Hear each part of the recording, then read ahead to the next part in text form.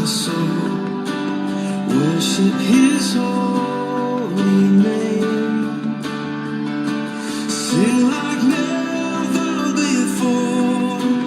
Oh, my soul, worship Your holy name.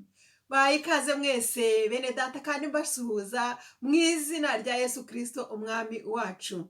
N'umuntu wese udusuye hano bwa mbere hano kuri Pure Gold TV nawe ndamwakiriye muhaye ikaze. Uyu munsi wa none, uyu munsi wo kuwa gatandatu itariki ya 30 z'ukwa karindwi 2022, n'undi munsi mwiza cyane w'umugisha Imana yatwongereyeho kugira ngo wowe nanjye tunezerwe twishime kuri uyu munsi. Niyo mpamvu Imana yaremye uyu munsi, ni ukugira ngo utababara, ni ukugira ngo utagwa mu gahinda, ni ukugira ngo udaheranwa n'ibibazo, ahubwo unezerwe. Niko ijambo ry'Imana ritubwira ngo uyu ni umunsi Imana yaremye itwongereyeho kugira ngo tunezererwemo kandi tuwishimiremo. Ubwo nibwo bushake bw'Imana kuri wowe uri kumwe nanjye.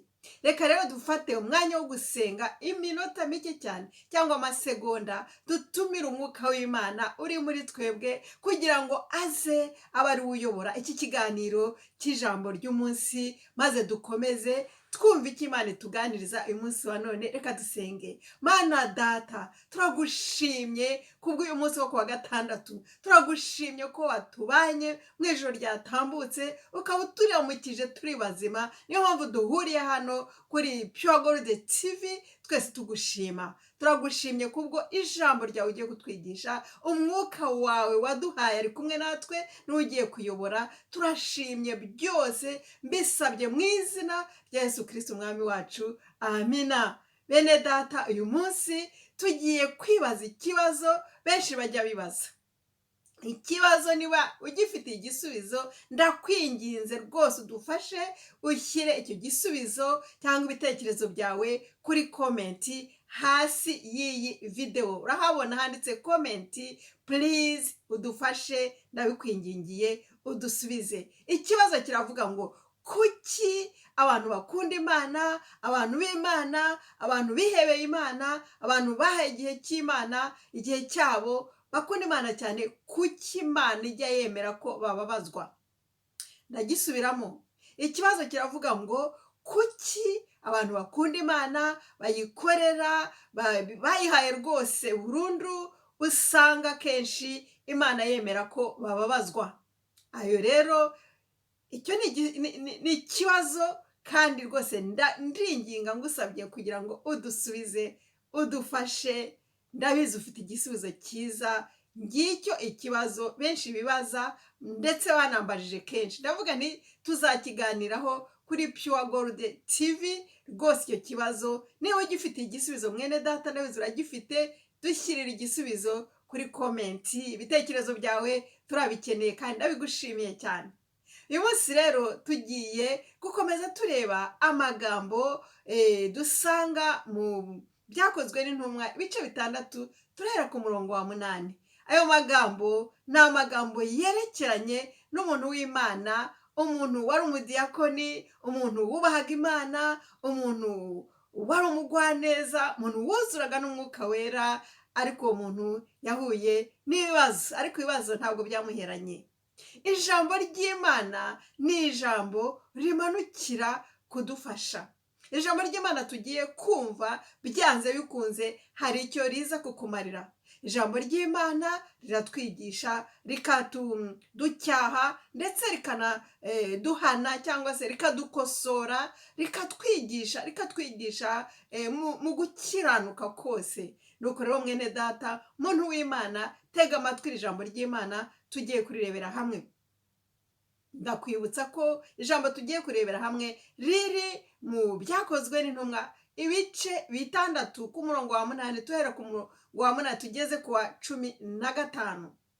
Aya magambo nubwo ntakwirirwa nyasoma, ni amagambo yerekeranye n'umukozi w'Imana, nk'uko nababwiye wari umudiyakoni, umukozi w'Imana, wubahaga Imana, witondaga, wavugaga make cyane, utarakundaga ahubwo no kuvuga, ariko akubaha Imana kandi akuzura umwuka wera, akavuga ari uko agiye kuvuga ubutumwa bwiza, akavuga ari uko Imana igiye kumukoresha, ndetse ibitangaza byarabaye. Benshi barakira uburwayi, benshi barihana kubwe, umubare uriyongera w'abakunda Kristo. Uwo mugabo rero akaba ari umugabo witwa Sitefano.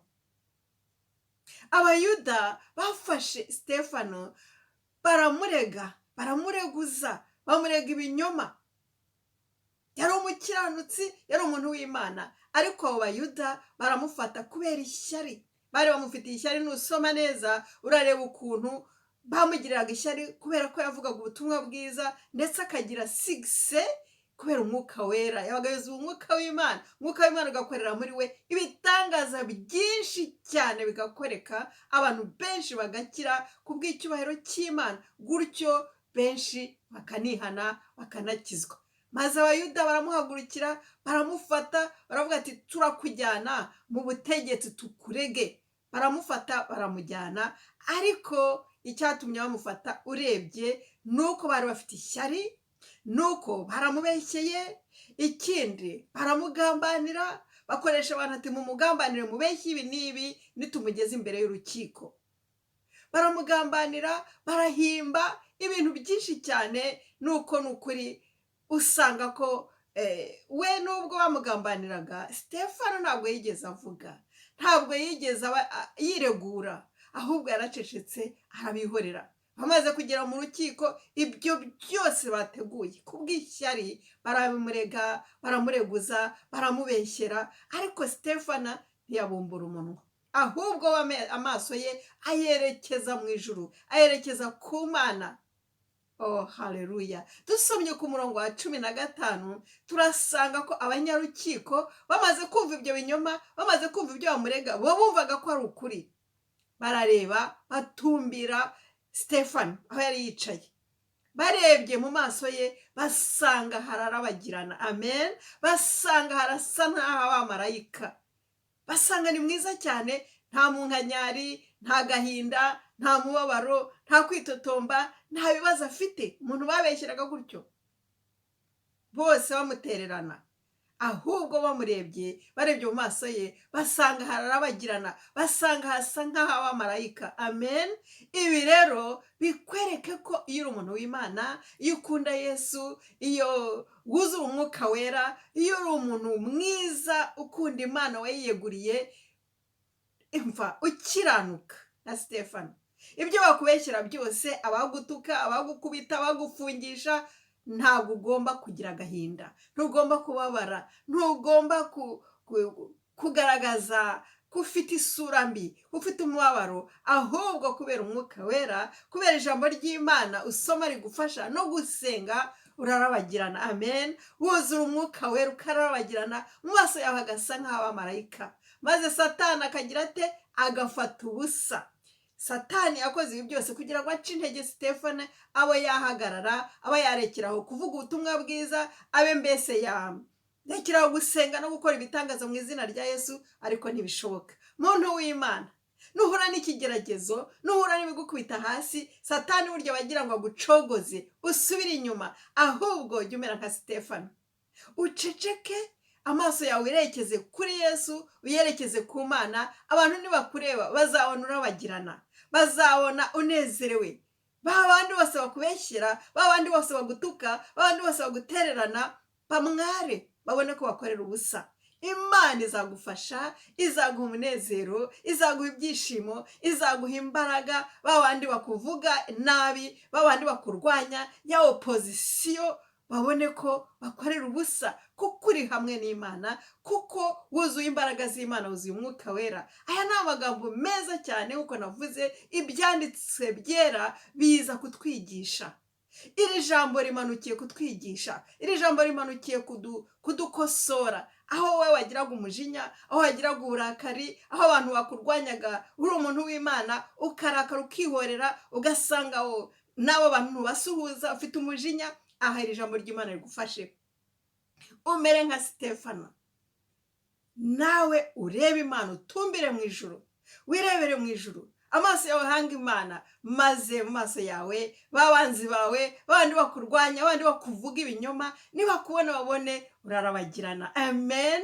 Babandi bamware satana mware, maze imana ikuzamure ikugeze ku rundi rwego mu buryo bwo gusenga, bakubona babone urabagirana unezerewe. Imana ni nziza cyane. Ndagukundisha ijambo ry'Imana kugira ngo rijye rimanuka rije kugufasha, rije kukwankuraja, rije kugukosora, rije kugutraininga, rije mbese kukwigisha ikintu utaruzi. Imana ishimwe cyane. Nanjye uyu mugabo ndakumenyesha ko namwigiyeho uyu munsi wa none, namwigiyeho byinshi Stefano, guceceka no gutumbira mu ijuru.